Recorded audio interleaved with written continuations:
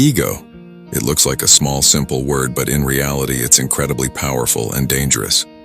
If you ask me what the most powerful force in the universe is, my answer would be ego. It's something that can make a person do anything, from ending their poverty forever to cutting off a toxic friend, from silencing critics to becoming the most successful person in their bloodline, from building a strong physique to completely transforming their personality.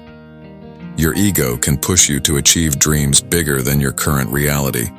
If you learn to use it in the right direction, you can do anything, and I mean anything.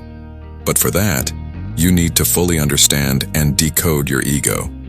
First, you need to understand what ego really is. Ego is self-respect. It's a part of everyone's life. It can appear in any situation. When someone ignores your value, mocks your love, underestimates you, or when a close friend breaks your trust. That's why the world often labels ego as something negative. But here's the truth. Negative energy can be more powerful than positive energy. A person in stress can go to extreme lengths, while in good times, even a small pain feels unbearable. In the same way, ego is a negative energy, but it carries strength. So the question is, if negative energy is so powerful, can we use that same energy to build ourselves and achieve success? The answer is yes. But for that, you must understand both the negative and positive sides of ego. Let's start with the negative side. Have you ever noticed that when your ego is hurt, you stop living for yourself and start living to prove something to others? Ego blinds you. You refuse to accept that you could be wrong. Advice feels like an insult. Suggestions feel like attacks. You start believing that everyone is against you. A friend wants to talk, but your ego says, "If I text first, I'll look weak." Think about that. Ego can get triggered by something so small that it stops you from sending a simple message. No apology, no communication, and just like that, a relationship, an opportunity, a chance quietly slips away. The truth is, ego brings more failure than success. It takes away your ability to learn. You start believing you already know everything, and that mindset stops your growth. Ego isolates you. It puts you in a world where it's just you, cut off from real connections, listening only to yourself. And the worst part?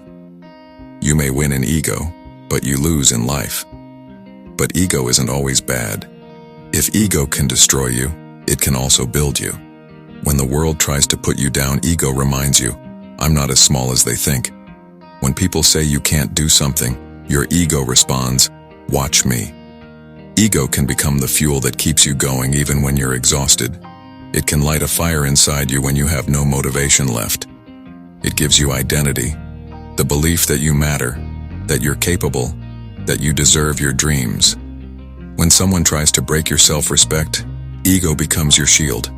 It says, "I know my worth, and I won't be defined by someone else's words." Ego challenges you to become better because you don't want to be left behind. It pushes you every day to learn, to grow, to fight.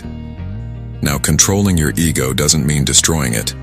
It means understanding yourself, observing your reactions, and asking yourself before every win, am I learning or just showing off? The first step is acceptance.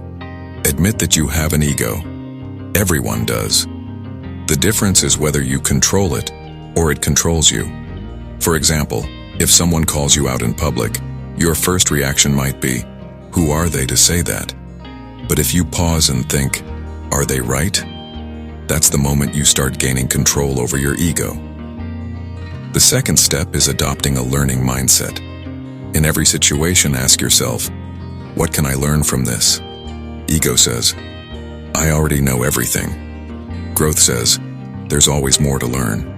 If you're not open to learning, ego will quietly destroy your progress. Third, learn to accept feedback.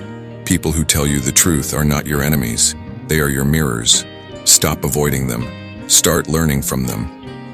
Fourth, practice silence. Sometimes staying quiet is the strongest form of ego control.